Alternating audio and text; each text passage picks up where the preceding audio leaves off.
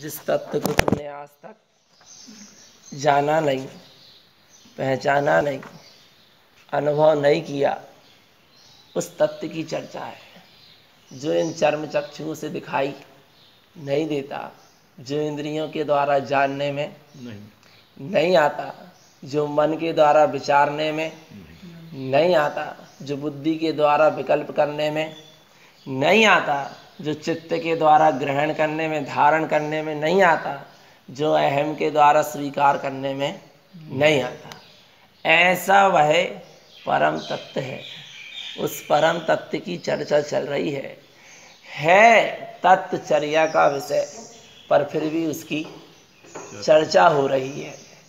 चर्चा इसलिए हो रही है कि चर्चा चर्या में बदल जाए। चर्चा इसलिए हो रही है, चर्चा के लिए चर्चा नहीं हो रही, चर्चा चर्या में बदल जाए, चर्चा चर्या का विषय बन जाए, इसलिए चर्चा हो रही है। और चर्या होकर एक चर्या करके चर्चा कर रहा है और एक चर्या करने के लिए चर्चा कर रहा है। एक की चर्या हो गई है, उसके बाद चर्चा हो रही है, और एक चर्चा कर रहा है, इसके बाद उसकी अब चर्या की स्थिति बनेगी, अवश्य बनेगी, ऐसा नहीं कि नहीं बनेगी। पर सदगुरु तारण स्वामी गुरु महाराज वे चर्या करके चर्चा कर रहे हैं, वे चर्या करके चर्चा कर रहे हैं, और हम अबे थोड़ी थोड़ी चर्या चल रही है, चर्चा भी हो रही है, पर बाद दशा में हम नहीं पहुंच पा रहे जिस दशा में सदगुरु बैठकर कह रहे हैं।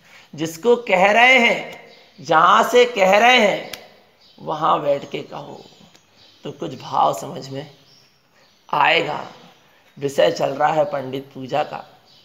पूजा कैसी होती है, किसकी होती है, आराधना किसकी होती है, वंदना किसकी होती है, उपासना किसकी होती है, यहाँ पर उसका विषय है।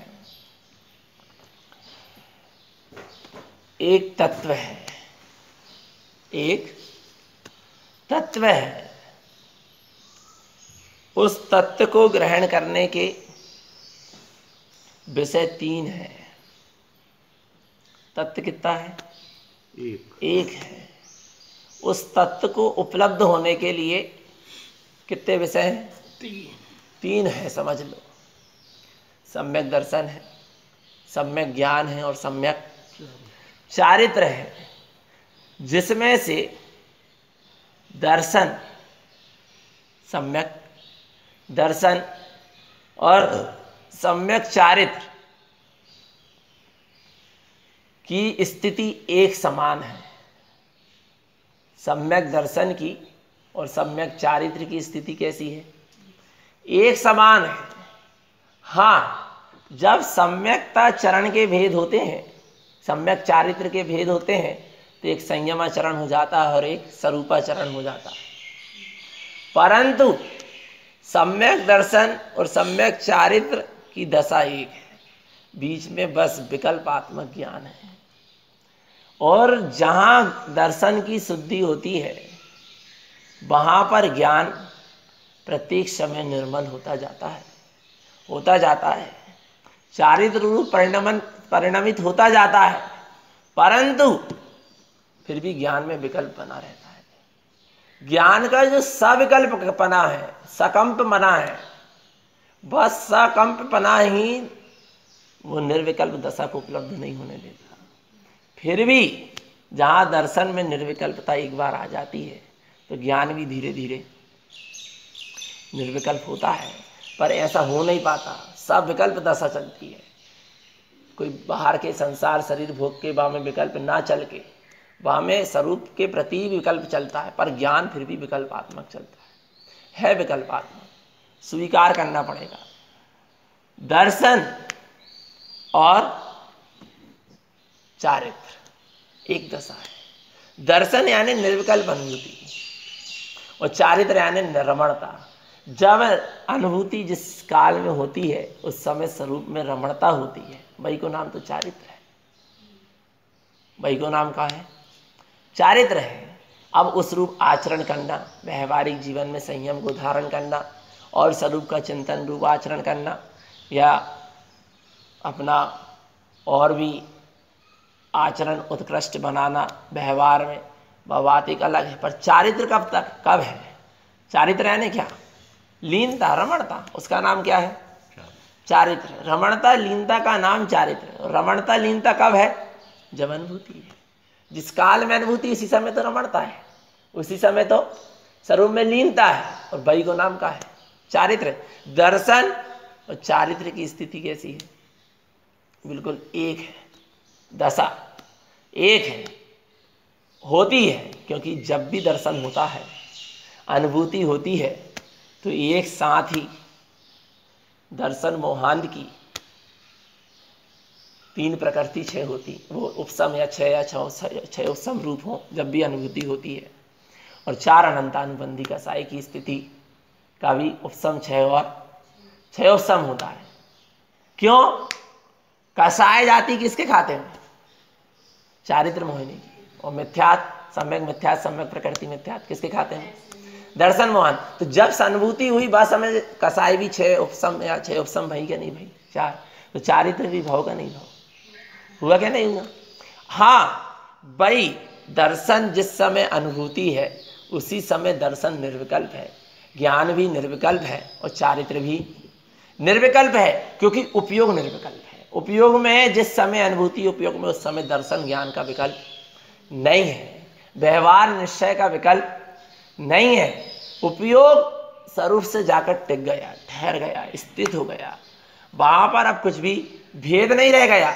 क्योंकि ये तीनों जो अभेद थे, दर्शन और ज्ञान, दर्शन और ज्ञान उपयोग भेद रूप जो कार्य कर रहे थे, अब जिस समय अनुभूति है उस समय वे अभेद हो गए। दर्शन और ज्ञान का अभेद हो जाना ही चारित्र है। क्या? दर्शन और ज्ञान का क्या हो जाना? अभेद हो जाना। तो अभेद कब होगा? जब वो अभेद सत्ता से जाकर टिक जाएगा, मिल जाएगा, तो वो भी अभेद हो जाएगा। नमक की घड़ी, तुम्हें यही समझ लो, कुछ प्रसंग रहा होगा, सदगुरु तारण स्वामी से कोई कहने लगा कि हमें उस परम तत्व की गहराई को जानना है, उस परम तत्व को पहचानना है, उस परम तत्व परमात्मा के दर्शन करना है, परमात्मा की गहराई को जानना है, शुद्धात्मा की गहराई को जानना है। सदगुरु कहते चल तू मेरे साथ, मैं तुझे तेरी परम सत्ता की गहराई को, अभी उस परम सत्ता की गहराई को अपन नापते हैं। लेकिन कैसे नापेंगे? सदगुरु ले गए एक अगाध समुद्र के पास, जहां चारों ओर क्या भरा था? जल ही जल भरा था। और उससे कहने लगे ये नमक की घड़ी है, इसको तू, इसमें तू एक धागा बांध और इसको तू समुद्र में, जल में डाल, इस सिंधु में, और तू उस सिंधु की गहराई को क्या कर ले? नाप ले कि सिंधु की कितनी गहराई है। नमक की घड़ी धागे में बंधी है और वो डाल दी गई काय में? सिंधु में। किसको नापने के लिए? बोलो, सिंधु की गहराई। अरे जरा सी भी नमक की घड़ी बिंदु के समान है और उससे क्या नापी जा रही है? सिंधु, अर्थात महासमुद्र की नपाई हो रही है। काय से? एक नमक की घड़ी में एक धागा बांध के। हाँ, वो गई नमक की घड़ी कहाँ? समुद्र में। किसकी? किसको नापने? किसकी गहराई को जानने? समुद्र की। भैया वह गई तो गई, फिर लौटकर नहीं आई, वह उसी में समा गई, विलीन हो गई। ऐसे 30 दिन तू अपनी परम सत्ता की गहराई को जान लेगा, अपने परमात्मा स्वरूप की गहराई को जान लेगा, तू भी उसी में क्या हो जाएगा? विलीन हो जाएगा। फिर तू बाहर नहीं आएगा। और जब बाहर यदि आ रहा है तो अभी तू ठहर नहीं पा रहा, स्थिर नहीं हो पा रहा, उस गहराई तक नहीं पहुंच पा रहा। हाँ, उस गहराई को नापोगे चेतन। ज्ञान जहां परम त्रिकाली स्वरूप के पास पहुंचता है, उस परम दैदित्य ज्ञान स्वरूप के पास पहुंचता है, तो वो उसी में क्या होते जाता है? विलीन हो जाता है और फिर लौटकर नहीं आता। और ऐसा जहां विलीन होता है वहीं पर क्या होता है? दो मूरत निज में जम लो वीरा की प्रगटे केवल, ज्ञान रे भुवन जिन नाथ हो, दरस की तो बेरा भई, बेरा भई दर्शन कर लो कि प्रगटे भग। कितने मुहूर्त जमना है?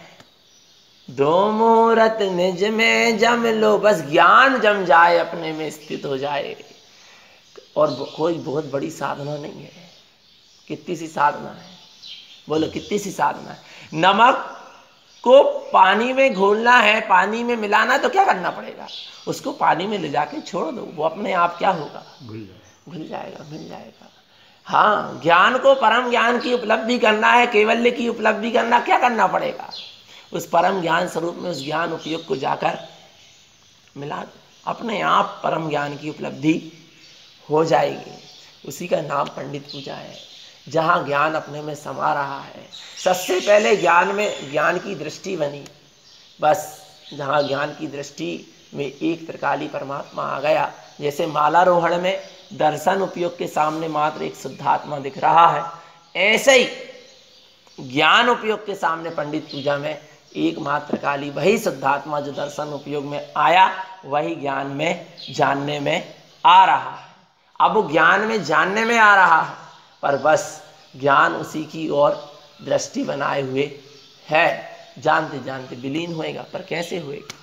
उसकी जैसी जैसी साधना करेगा, जैसे जैसे आराधना करेगा, उपासना करेगा, उसमें लीन होते जाएगा। पर सबसे पहले ज्ञान को अपनी सत्ता का बोध होना चाहिए। किसको? ज्ञान को। ज्ञान अभी मूर्छित है कहीं ना कहीं, समझ लेना। यदि उसे अपनी सत्ता का बोध नहीं है, पुरुषार्थ जागृत नहीं हो रहा, आचरण रूप कार्य नहीं हो रहा, तो ज्ञान अभी मूर्छित पड़ा है। हाँ, बस जानकर रह गया है कि हाँ माता कह रही बेटा उठ जा, तो माता की आवाज़ तो उसने सुन ली कि हाँ उठ जा, पर फिर भी रजाई ओढ़ के सो रहा है। क्यों? जाग तो गया है पर अभी उठ नहीं पाया है, जागरण नहीं हो पाया। जाग गया पर जागरण नहीं हो पाया। क्यों नहीं हो पा रहा? क्योंकि अभी फिर भी मूर्छित है। इतना जान रहा है कि मैं परम तत्व परमात्मा हूँ, सिद्ध तत्व शुद्धात्मा हूँ, मैं सिद्ध सम हूँ और सारी बातें हैं, परंतु फिर भी अभी ज्ञान मूर्छित है, क्योंकि आचरण नहीं हो पा रहा। हाँ, एक ही पहचान है कि ज्ञान की कब जागृत है, कि उस रूप उसका आचरण है, तो ज्ञान जागृत है। और ज्ञान जागृत नहीं है यदि आचरण नहीं है, तो सीधी सी बात है। हाँ, ज्ञान जागृत नहीं है यदि आचरण उस रूप नहीं हो रहा। तो प्यास लगी है, प्यास लगी, जान तो रहा है पर पानी नहीं पी रहा, प्यास कब तक बुझेगी?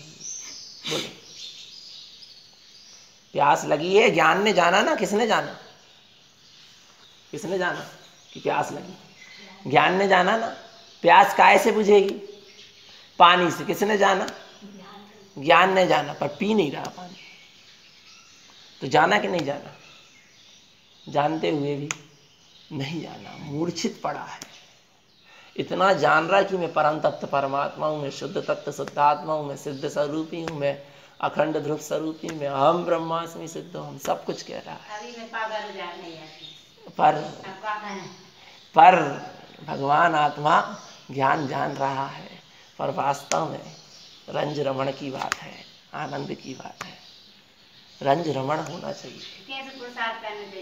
तो बता तो रहे, ऐसे ही सबसे पहले जो चीज निर्णय में लाओ, ज्ञान हमारा जागृत है क्या नहीं, जागा क्या नहीं जागा, है क्या नहीं? पुरुषार्थ, परम पुरुषार्थ जागृत होगा। ज्ञान में अभी बहुत चीज नहीं आ रही कि ऐसे ऐसे जैसे वो कोई चीज देखने है ना, ऐसे ठोक ठोक के देखा था ना, ऐसे। हाँ, मटका, ये सही है क्या? नहीं है। ऐसे ठोक के, माने ज्ञान में वह ठोसपना नहीं आ रहा, वह पहचान की दृष्टि नहीं बन पा रही स्वरूप की। बस वह बन जाए तो गाथा समझ में आ जाए, सारी गाथा बैठ जाए तुम्हारे माथा में। बस ज्ञान की स्थिति बननी चाहिए। वास्तव में इतनी अपन सब समझ रहे हैं, साधना के हिसाब से बता रहे हैं हम, साधना ही साधक ही साधक हैं अपन सब। साधना के लिए बता तो रहे हैं कि ऐसा ही होगा। सबसे पहले ज्ञान में निर्णय तो कर लो, बातचीत को, बातचीत आ गई ज्ञान में, हाँ भैया आ गई, एक बार आ गई यानी आ गई, और फिर उसकी तुम बार बार वह चीजें मना रहे, यानी तुम्हारे ज्ञान में वह चीज अभी आई नहीं है। जब तो बार बार तुम्हें मानने पड़ रहा हो, बताने पड़ रहा हो, माने बार बार वह चीजें स्वीकार करने, पर कहाँ भाई ज्ञान में एक बार में जो निर्णय हो गया, यानी कांटा पैर में चुभा, यानी चुभा है। कितने बार में निर्णय करोगे कि पैर में कांटा चुभा है? और जब तक वो कांटा निकलना जाए, जब तक ज्ञान क्या चैन नहीं पड़ती। ज्ञान को, ज्ञान ने तो जाना ना कि पैर में कांटा, अनुभव किसने किया? अनुभव करने का किसका स्वभाव? वेदन किसने किया? ज्ञान ने। अब बताओ वो कब तक निकालेगा कांटा? जब तक निकलना जाए तब तक उसको चैन। ऐसे ही ज्ञान में लगता है विषय भोग, परद्रव्य की रुचि, विकथा, ये सब चीजें जो विभाव रूप हैं, एक समय के लिए भी ज्ञान में फंसाए ना, एक समय के लिए भी ज्ञान को फंसाए ना, हाँ तब है साधना। एक समय का भी विभाव रूप परिणमन ज्ञान को फंसाए ना, भलाई हो रहा और होगा, जो कर्म के उदय में लिखा वो होगा, निश्चित है, पर कम से कम उससे एकदम गिलानी घृणा तो हो जाए, उसकी तरफ दृष्टि तो ना जाए। कहने का मतलब ये है, एकदम उसको अंदर से आती इतनी, अरे कहाँ आना चाहिए, तड़प लग, जब भूमिका है जो उसमें बता रहे हैं, लगना चाहिए आरुचि। सब कुछ नहीं है, सब कुछ नहीं है, कहाँ कुछ है, कहीं कुछ नहीं, लगना चाहिए ज्ञान में। जब तो ज्ञान निरपेक्ष होएगा, नहीं तो ज्ञान कहाँ निरपेक्ष होएगा? अभी तो ज्ञान में कितनी अपेक्षाएं भरी पड़ी, होना चाहिए। पंडित पूजा कितनी गहराई का विषय है। पंडित पूजा, पंडित की पूजा, ज्ञानी सम्यक दृष्टि की माने साधना, पूजा यानी साधना समझ लो। यहाँ पर अपन पंडित यानी ज्ञान और पूजा यानी साधना। श्री यानी स्वरूप, शुद्धात्मा, श्रेष्ठ स्वरूप, श्री अपना श्री यानी श्रेष्ठ स्वरूप, उसका नाम क्या है? श्री, श्रेष्ठ निशुद्धात्मा। ज्ञान, पंडित यानी ज्ञान, पूजा यानी साधना। श्रेष्ठ स्वरूप की ज्ञान क्या कर रहा है? साधना कर रहा है, उसका नाम क्या है? पंडित पूजा। वह है सच्ची पूजा ज्ञानी की। ज्ञान अपने में, ज्ञान तो ज्ञान स्वरूप ही है ना, और कौन सा स्वरूप हुआ? ज्ञान स्वरूप है सदा से ज्ञान स्वरूप, पर ज्ञान स्वरूप है, पर ज्ञानी नहीं हो पा रहा। ज्ञानी किसको कहेंगे? जिसका ज्ञान क्या है? जागृत है, उसका नाम क्या है? ज्ञान तो अपने आप में ज्ञान स्वरूप है, पर क्या नहीं हो पा रहा? ज्ञानी नहीं हो पा रहा। ज्ञानी क्यों नहीं हो पा रहा? क्योंकि ज्ञान को ये बोध नहीं है कि मैं ज्ञान स्वरूप हूं, इसलिए ज्ञानी नहीं हो पा रहा। कहीं ना कहीं ज्ञान ये मान लेता कि मैं शरीर रूप हूँ, पर्याय रूप हूँ, या विभाव रूप हूँ, या जो भी है राग द्वेष रूप, या जो भी है शुभ अशुभ क्रिया रूप हूँ, या शुभ अशुभ भाव रूप हूँ। कहीं ना कहीं ये मानता में आ जाता है ज्ञान की, इसलिए ज्ञानी नहीं हो पाता। ज्ञान इतना जाने कि मैं ज्ञान स्वरूप ही हूँ, सो ज्ञान ज्ञानी है। क्या है ज्ञानी की परिभाषा? कितनी सी आ गई समझ में? क्या ज्ञान ये जाने की मैं ज्ञान स्वरूप ही हूँ, ज्ञान ये माने कि मैं ज्ञान स्वरूप ही, उसका नाम क्या है? ज्ञानी है। और कहाँ से ज्ञानी को लाना है, और क्या ज्ञानी होगा? पर कहीं ना कहीं विभाव रूप ये जीत मान लेता है। तो बस अपने ज्ञान स्वरूप की दृष्टि बनाओ। गाथा अपन समझेंगे जैसे भी यथा समय। ज्ञान स्वरूप की दृष्टि बनी रहे निरंतर, ज्ञान में निरंतर अपने स्वरूप का बोध बना रहे, अपनी निशुद्धात्मा की लगी रहे लगन, बस ज्ञान को, यही साधना है, यही आराधना है। बोलो श्री गुरु महाराज की जय। आपका करने भगवान आशीर्वाद। चल आरती